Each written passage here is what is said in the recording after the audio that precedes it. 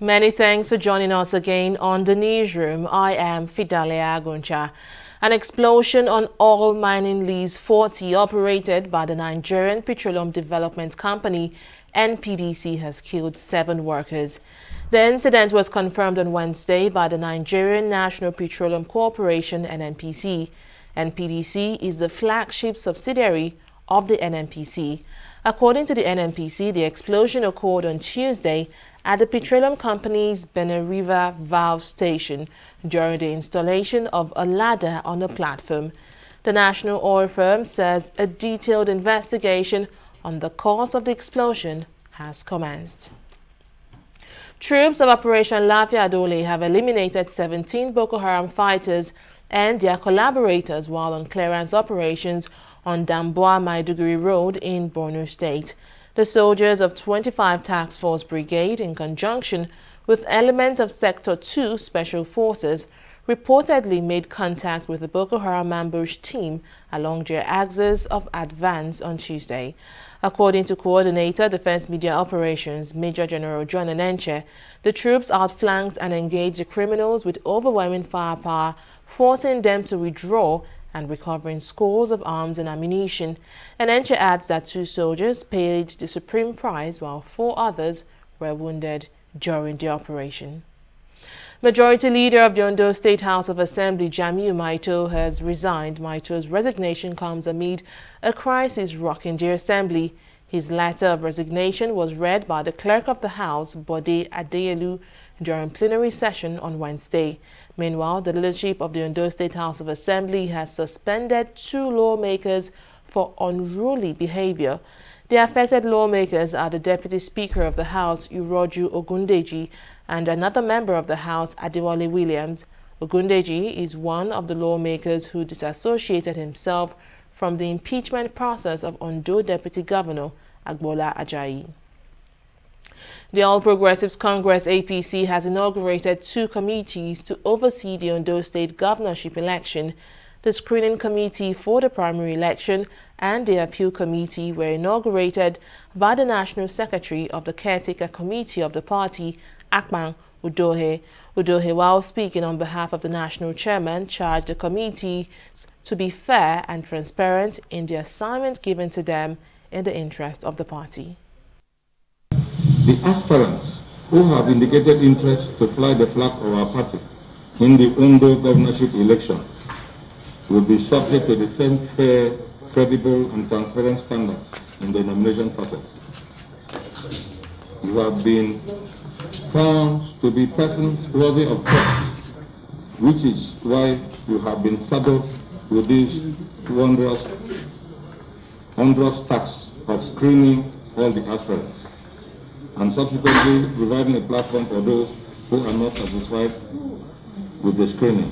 I wish to, on behalf of all the members, guarantee to the Caretaker Committee that we will do our jobs diligently, transparently, and to the benefit and upliftment of the All Progressives Congress. So this opportunity to call on all the aspirants to abide by the party regulations and also make every information forthcoming to make our assignments very enjoyable and short. Let's take a break here, and when we return, we'll bring you the latest update on our COVID-19 coverage. Hello, I'm Dr. Taufik Adeyemi, consultant orthopedic spine surgeon at National Orthopedic Hospital, Bovile, Lagos. I'm here on the platform of Scoliosis Focus Initiative program on World Scoliosis Day. Scoliosis is an abnormal sideways curvature of the spine with some rotation. These patients present with uneven shoulders, a hump in the back, and even pelvis. Majority of these cases are painless. Up to 5% of our population have scoliosis, and majority of them are idiopathic, meaning that the cause is unknown. You need a thorough history examination with quality X-ray to make an assessment. Your doctor will advise you on the best treatment modality for your child. Scoliosis Focus Initiative is organizing a 2 weeks free online consultation to help you during this COVID-19 pandemic. Thank you.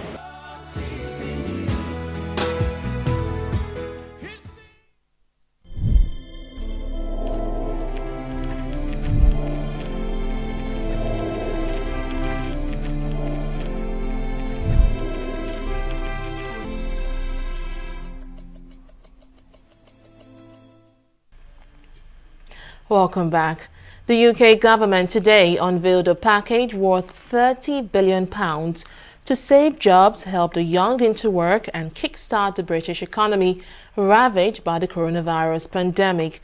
Finance Minister Rishi Sunak announced this while delivering a mini budget to Parliament. The new measures include bonuses to companies retaining staff and taking on apprentices, investment in green jobs, and even discounted meals in restaurants.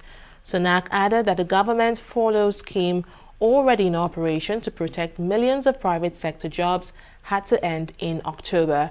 Britain has suffered Europe's deadliest outbreak of COVID-19, and a nationwide shutdown led to the worst economic downturn among the G7 leading industrialized states. In the last 24 hours, a total of 280 COVID-19 patients have been discharged in Nigeria. This brings the country's total number of recoveries to 12,108. Meanwhile, the Nigeria Center for Disease Control, NCDC, has confirmed 503 new infections in 20 states and the Federal Capital Territory on Tuesday. The agency also reported that 15 patients have died of COVID-19 complications across the country in the last 24 hours, while 79 deaths in the past week have been recorded. A total of 669 people have now died of COVID-19 complications in the country. Meanwhile, a total of 29,879 confirmed cases of the virus have been reported in all states and the FCT. Harvard and MIT are asking a court to block a U.S. government order which revokes visas for foreign students. The foreign students affected by the new law are those whose entire courses have moved online because of the coronavirus pandemic. The universities launched a lawsuit against President Donald Trump's administration at a Massachusetts district court on Wednesday. Harvard President Lawrence Bacow said in a statement that they will pursue the case vigorously so that their international students and international institutions across the country can continue their studies without the threat of deportation. The Premier League has announced that no player or member of staff at any of the 24 championship clubs has tested positive for COVID-19. In the latest round of testing, 3,004 people were tested in total, with less than 5 full rounds of fixtures now remaining in the season. Also, there are no positive results out of 495 tests from League One, where the 4 clubs featuring in the season-ending playoffs are included in the testing protocols. England's top flight called of a 3-month suspension amidst the pandemic on June 17. Now, the Premier League season will finish on July 26, with the FA Cup final scheduled to take place on August 1st. Break here to bring you business stories and more.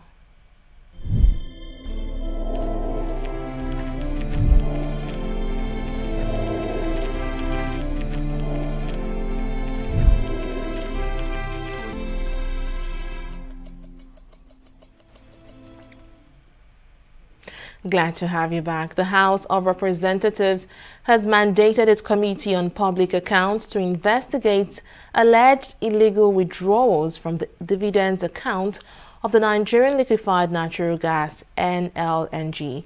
The matter was raised as a matter of urgent national importance by the minority leader of the House, who alleged that the withdrawals were made by the Nigerian National Petroleum Corporation, NNPC.